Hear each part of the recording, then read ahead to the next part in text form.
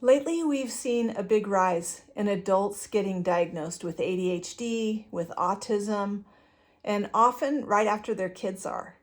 And maybe that's your story. That's a lot of people's story because ADHD, being differently wired, it tends to run in families. And so you may have made it through childhood and not done all the crazy things that your kids are doing, but you may be just starting to learn about your child's struggles. And suddenly these pieces, these puzzle pieces in your life are starting to click into place. And that's what happens a lot. Let's be real. Parenting is already tough. Parenting while navigating your own sensory overload, your own executive functioning challenges or emotional regulation struggles, like that's another level. So let me be the first to say you are not broken, you're not failing, you're wired differently, and so is your child. And this is going to create a perfect opportunity for you. I worked with a mom who came to me in tears because she felt like she just could not get it together for her son with ADHD. She started learning how his brain was wired, his impulsivity, his distractibility, and his difficulty in following through. And she suddenly stopped mid-sentence and was like, oh my gosh, like this is me. This has always been me. Like I have this same problem, And that moment changed everything. She went from beating herself up for being a bad mom to realizing that she was actually a neurodivergent mom who was parenting a neurodivergent child. And it shifted that story from shame to understanding. And that's when progress started happening for both of them. And I want you to experience that. So what does it mean to be neurodivergent? So it means that you're wired differently. And so parenting is going to hit differently too.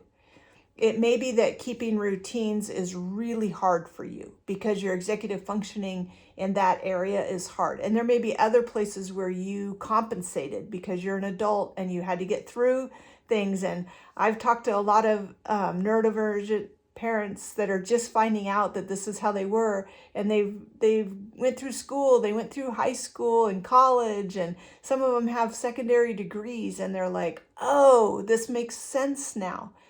Maybe your child's meltdowns are harder because staying calm when you are dysregulated is also a big ask.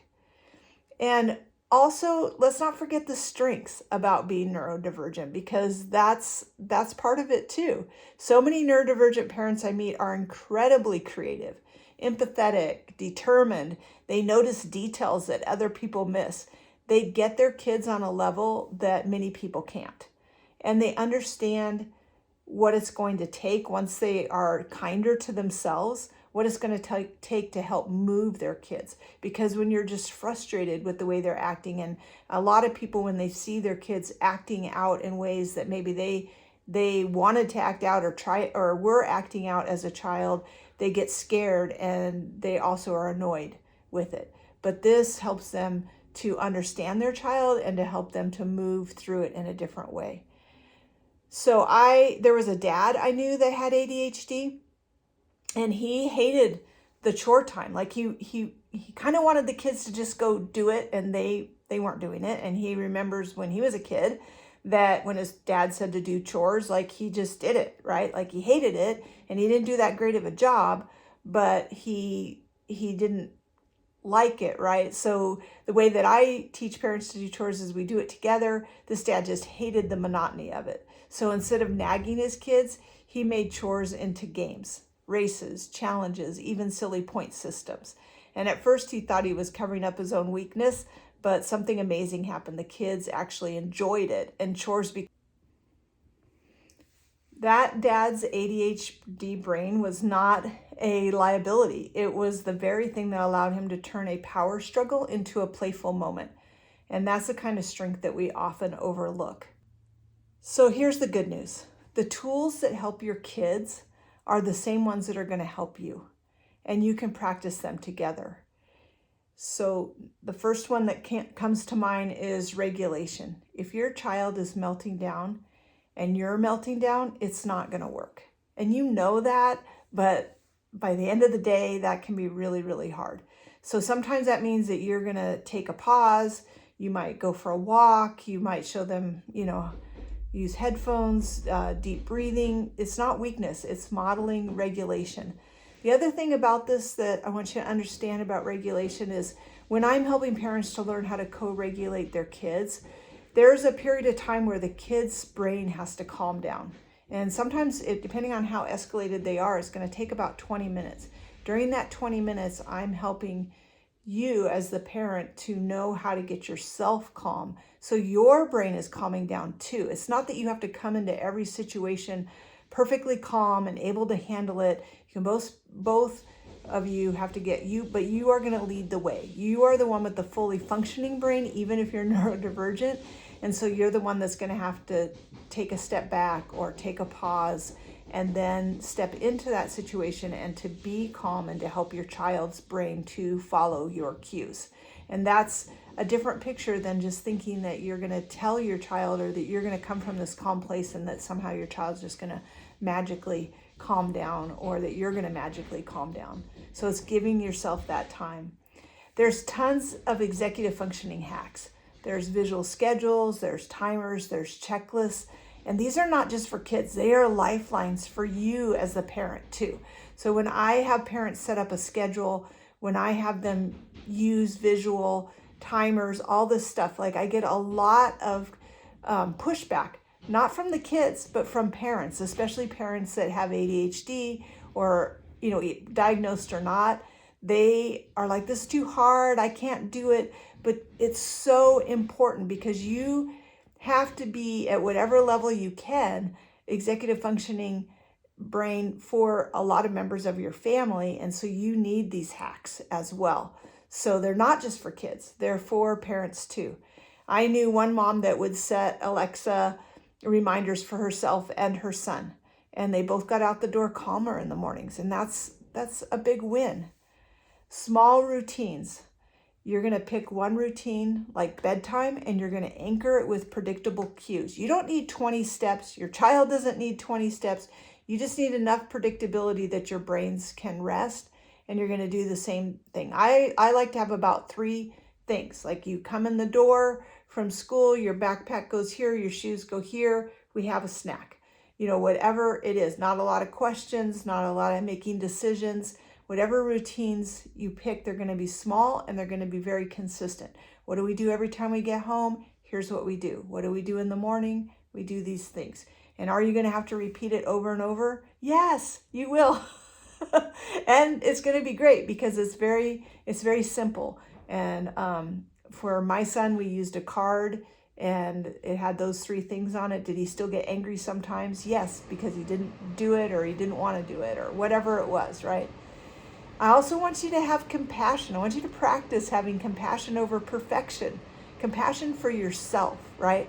Because sometimes we expect ourselves to be super parents, but your kids, they need a human, not a superhero. And you're learning and developing and growing together. And these struggles are not meant to keep you stuck.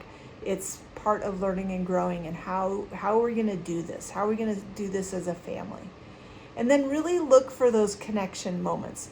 5 minutes of undivided attention can shift an entire day. And it doesn't have to be big. It can be laughing over a silly meme or sitting together in quiet. And I just want to share with you how powerful that is, because a lot of times our kids are coming at us with stuff and we have things on our mind and we have things we're trying to do. And this is where we kind of get sensory overload. And we may be kind of like, go play or go do this, or I'll talk to you about that later, or not right now, not right now, not right now. And if we can stop and address it, like lean into it and say, listen, I know you want my attention right now. I'm going to set a timer. I need to get this done.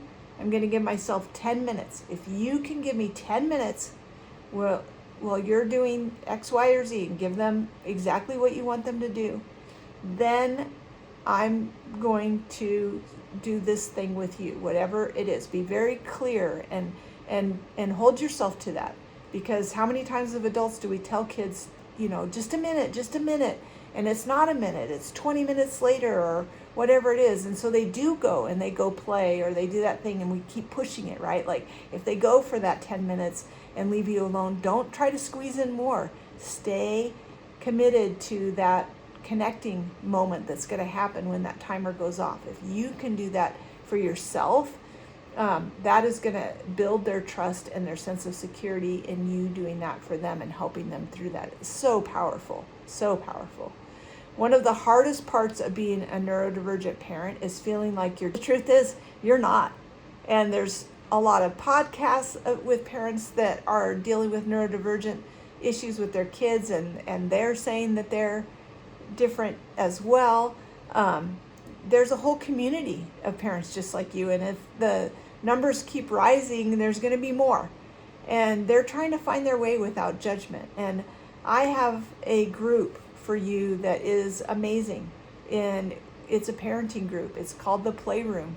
You need to go to the website, Parenting Challenging Kids, and look at that, because these are other parents that are just like you. They're trying to find their way. We're not judging each other. They're not judging them. Well, sometimes they're judging themselves, and I have to coach them through that, right? But they're sharing the same tools and the same language, and know too, like, that when you share the same tools and language with your kids, with their teachers and other parents, you're going to start seeing the pieces come together and connect. And that connection, that shared support, is really powerful. And you need. So here's what I want you to take away. Neurodivergence, whether it's in you, your child, or both of you, it's not something that we just fix, right? Or that we want we may want somebody to just fix it, right? But it's something that we understand, and we understand it not to stay stuck, or not to to just be like, well, this explains everything and this is just how I am. No, our brains are constantly changing and growing, and there's some areas that it may be this way for your child, or it may be this way for you. But there's so many executive functioning skills, and skills can be developed and built. You can teach an old dog new tricks, right? And that's how our brains are, and that's what we've learned in the brain science over the years, is that the brain can change and grow, and it's good for us, and it comes through struggle. So when you learn these tools to help you to regulate, to help you to stay on track and connect, you're not just helping yourself, but you're giving your child a roadmap for thriving too, and they need that. So next time that you're feeling overwhelmed, I just want you to remember that you're not behind. You're not failing. You're building a new way forward for yourself and for your family.